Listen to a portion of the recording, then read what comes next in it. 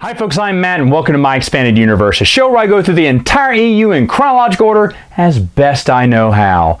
Well, we're continuing on in our Marvel Star Wars reviews here, and we're going to go through issues 90 and 91, both written by Mary Jo Duffy. So the first one, in issue 90, Luke and Leia discuss keeping their heritage a secret. Meanwhile, Cairo, who is the orange-skinned, blonde-haired Iskalon, who we've seen in previous issues, I think I've mentioned him before, he's begging for Luke to train him in the Force because he's Force sensitive. Let me talk about, first off, the heritage discussion. The reason I mention that is because it's interesting that that was discussed in the comic book and not in Bantam. Bantam just kind of it doesn't ignore it. Dark Empire says something about it, but Bantam really does ignore it. The heritage issue, like, it's kind of awkward to be Luke and Leia right now, right? After Jedi, you're trying to go to these planets and tell them, hey, you need to join us. Who are you? We're Darth Vader's children. You know, Darth Vader, who ruled over and killed a bunch of your friends and family, maybe perhaps destroyed some of your cities too. Yeah, but we're good guys. Well, Dad, his anger issues. Yeah, so it's probably a wise choice not to reveal that you were Darth Vader's children, especially at that time and point. Remember, Luke had come to peace with his father Anakin. Leia at this point has not. But for the better of the rebellion, they said, hey, you know what? Maybe we should just hold off right now on telling people who we really are until later. And then later they would reveal it and it wouldn't matter. Back when they see it wouldn't matter anymore. But I can understand during this tense time of negotiation, trying to grab all these planets into the alliance, you probably don't want to have your two banner people being the children of the most sinister person in the galaxy, right? So I get that. And it was very good that the comic book put that in there. So again, Mary Jo Duffy, I really like her. I really like what she was doing here.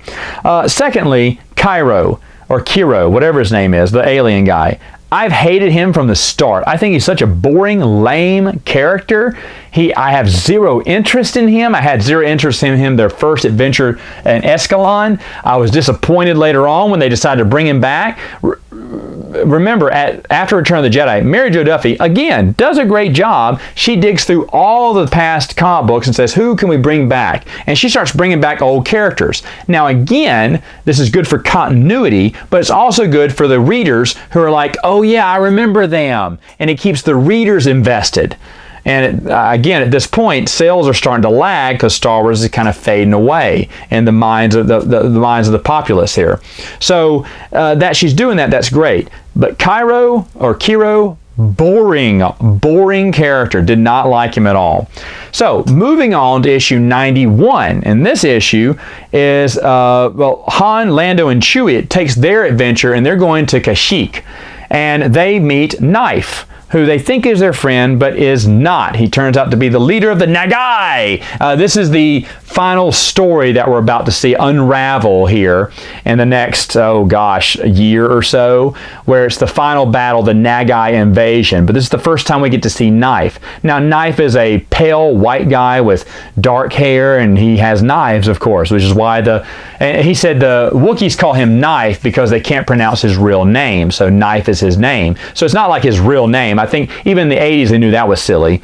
So he said, they call me Knife. And they're like, oh, okay, because you have knives. You got it. Well, then he turns out to be the villain. I'm spoiling that because the Nagai are going to be the villains going forward here. They're going to start taking over, or trying to take over the galaxy.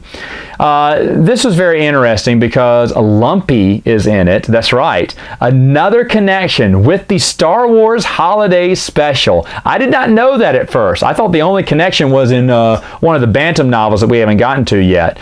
But then the first time I was reading through the Marvel comic books was way later when I got them on trade paperback. I want to say that, I'm looking back here, Legacy of the Force. Had to check my collection back there. Legacy of the Force was when after the first book came out, I was like, okay, that's Lumiara, don't know how you pronounce her name. Anyway, I said that's when she made her appearance. I was like, okay, so they are bringing in all the. I had suspected they were bringing in Marvel stuff previously during New Jedi Order, and when I saw that, I was like, okay, I'm gonna have to go back and read all these books. And so I got them all in trade paperback and started reading through them. I was delightfully surprised by how well they were, and even in this issue, we're getting to see Lumpy. I was like, shut up. Now, why did it excite me that there was a holiday special character in there? Because this is back before, well, really VHRs weren't even, well, they were around, but Betamax was around back in the late 70s. I don't know if VCR was there. So VHS, stuff like that wasn't around. How did they know what the holiday special was? Maybe it's possible they remembered seeing it, because not even 10 years had passed since it came out, probably 8 or 7. So they said, hey, let me take Chewbacca's family and put it in this storyline since they're on Kashyyyk. But it's probably the first reference, well, besides the Wookiee storybook, it's one of the first references, first reference in the comic books, where we see the holiday special that Chewbacca's family mentioned. And I love that. Of course, I love any continuity as well. Now, the Nagai I'll get to later on. They are a very interesting race, and that takes over the storyline later on. Is it a good thing or a bad thing? Well, we'll talk about that next time in another video.